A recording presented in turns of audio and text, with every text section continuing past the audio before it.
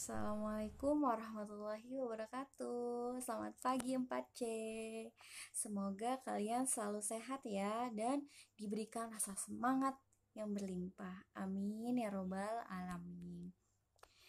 Hari ini materi kita adalah tentang pecahan dan juga sumber bunyi.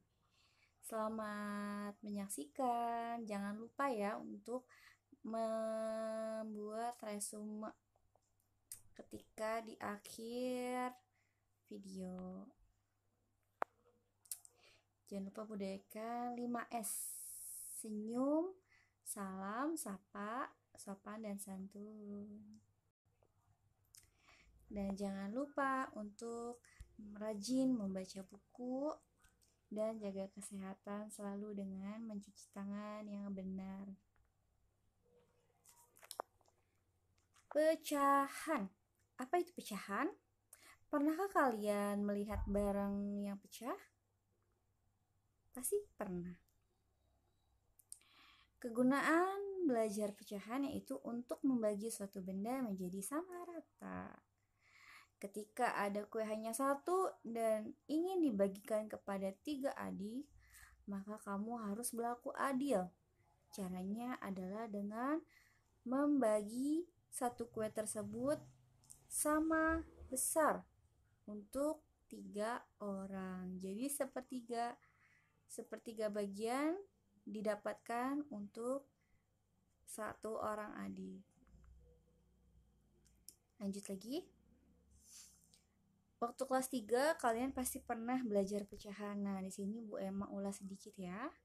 Bilangan pecahan itu ada 2 bagian, ada yang atas dan bawah. Yang atas bernama pembilang, yang bawah namanya penyebut. Jadi, pembilang ini mewakili bagian yang diarsir atau yang diwarnai. Ya, sedangkan yang bagian bawah atau penyebut mewakili total dari bagian yang dipotong sama besar totalnya, ya. Seperti contoh di bawah ini, ada gambar setengah, ya. Bagian yang diarsir merah adalah setengah. Pembilangnya adalah 1 dan penyebutnya adalah 2. Bilangan pecahan di atas dibaca 1/2 atau bisa juga 1/2 atau setengah. Lanjut lagi. Ternyata pecahan yang berbeda angkanya juga dapat mempunyai nilai yang sama atau biasa disebut dengan pecahan senilai. Namanya juga senilai, ya pasti sama besarnya walaupun angkanya berbeda. Dan biasa disebut dengan pecahan ekivalen. Setengah atau 1/2 dia pecahan senilainya adalah 2/4. Kalian percaya gak? Coba yuk kita buktikan.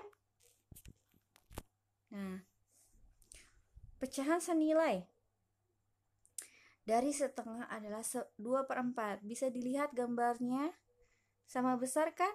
Nah, berarti terbuktikan bahwa setengah adalah pecahan senilainya dari 2/4 ya. Lanjut lagi, kita juga bisa menggunakan garis bilangan. Ya, untuk garis bilangan pertama itu Bu Emma bagi 2. Bagi 2 berarti ada 2 titik ya. Ya, totalnya ada 2, berarti penyebutnya di bawahnya adalah 2. Dan angka dimulai dari angka 0, diikuti dengan 1 dari 2 bagian, dan yang kedua adalah 2/2. Lanjut lagi, yang garis kedua, ketiga, keempat, kelima, sama semuanya.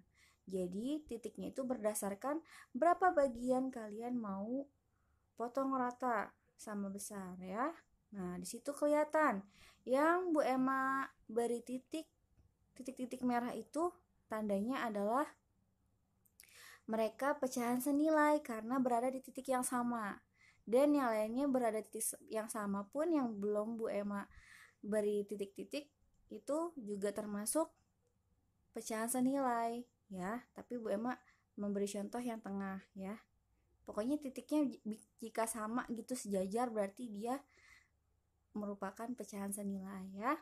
Pecahan yang berada di titik yang sama menandakan bahwa pecahan tersebut adalah senilai atau besarnya sama walaupun angkanya beda.